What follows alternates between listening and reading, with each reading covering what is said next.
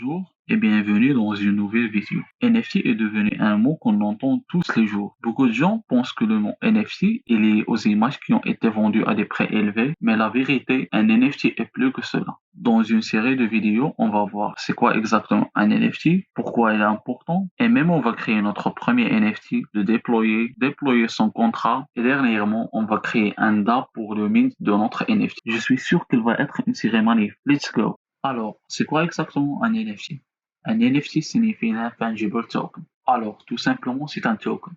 Mais il est différent un peu du token ERC20 qu'on a déjà vu dans une vidéo précédente. La différence est tout simplement c'est que le token ERC721 est non-fungible. C'est-à-dire, il n'est pas interchangeable avec d'autres articles, car il a un propriétaire unique. On prend l'exemple du Mona Lisa.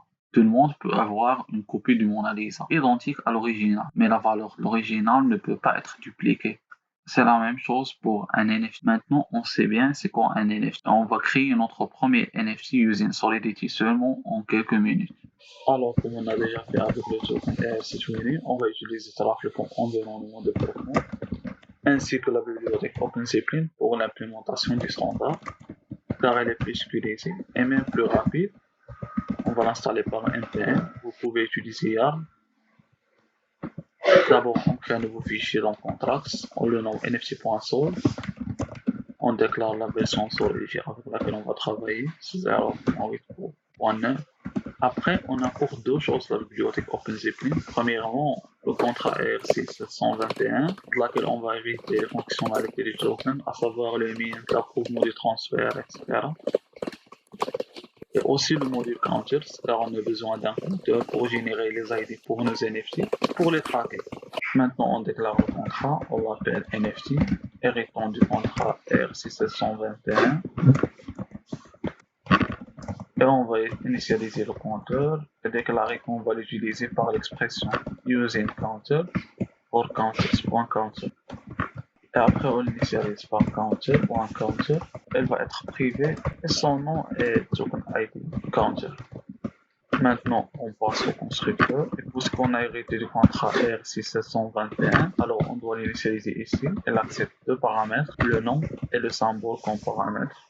C'est exactement comme le token ERC20. Maintenant, on peut aller déployer notre contrat et elles vont fonctionner sans problème. Mais c'est mieux de customiser plus de fonctions pour comprendre plus et pour avoir un contrat avec nos propres paramètres. On crée maintenant la fonction la plus importante. Je parle de la fonction init bien sûr. Elle accepte une adresse comme paramètre. C'est l'adresse qui va être l'adresse du owner ou bien du propriétaire du token. On la met publique et elle va retourner l'identifiant du token.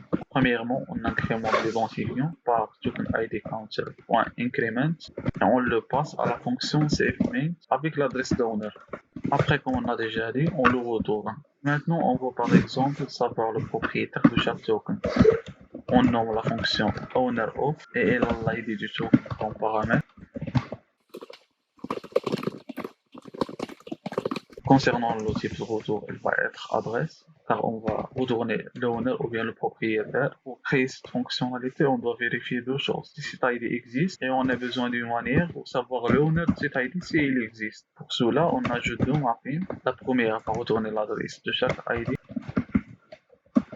On va le nommer token owner. Et la deuxième est par laquelle on vérifie si cet ID existe. On va le nommer token exist. Après, dans le processus de minting, on insère l'owner dans la première mapping, token owner, et true dans la deuxième mapping. On retourne vers notre fonction owner_of et on vérifie si l'ID existe par require. Token exist et on passe le token ID. Et si elle existe, on va retourner l'owner. Sinon, il va arrêter dans require. J'ai oublié d'ajouter override ici pour dire que cette fonction va override une fonction du standard.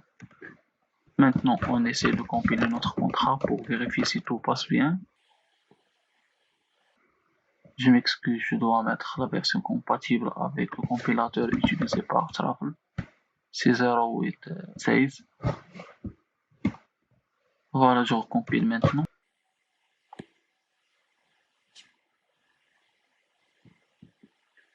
Et voilà, maintenant notre contrat est bien compilé. On a créé notre contrat pour un NFT.